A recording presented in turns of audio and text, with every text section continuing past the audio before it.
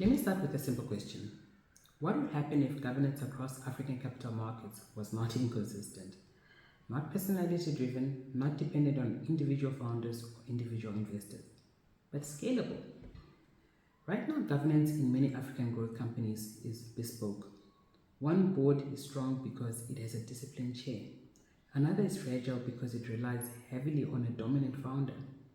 One fund enforces structured reporting, another operates informally until there's a problem. The result? Governance quality becomes uneven, risk visibility becomes inconsistent, and capital pricing reflects uncertainty. But imagine a different future. Imagine if governance standards were embedded early, at seed, at Series A, and matured systematically as companies scaled.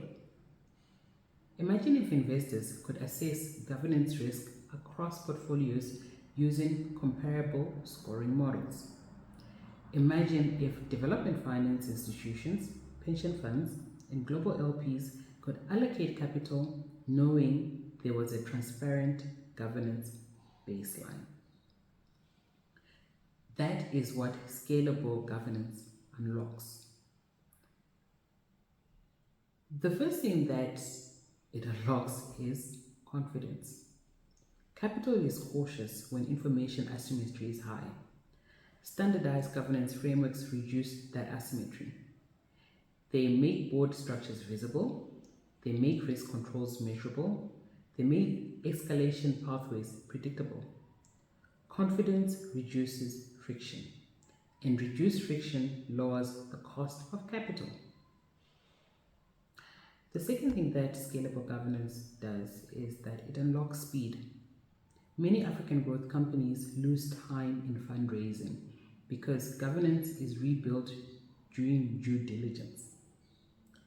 Clean up the cap table, formalize board minutes, document authority thresholds, create risk registers. If governance maturity were built progressively and digitally tracked, follow-on rounds would accelerate, institutional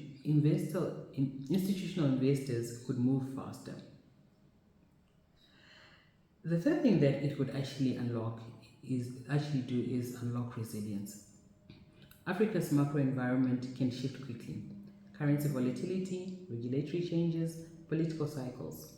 Companies with structured governance adapt faster because decision-making authority is clear, oversight is defined, and risk is visible early. Resilience attracts long-term capital. And another thing that is unlocked by scalable governance is it unlocks institutional capital at scale. Global pension funds and sovereign wealth funds do not avoid Africa because of opportunity scarcity. They hesitate because of governance opaqueness. When governance becomes measurable and comparable, Africa moves from frontier risk premium to structured growth opportunity. That is the material difference. But scalable governance does not mean bureaucracy. It means clarity. It means transparency. It means repeatable frameworks. It means digital infrastructure that supports board discipline.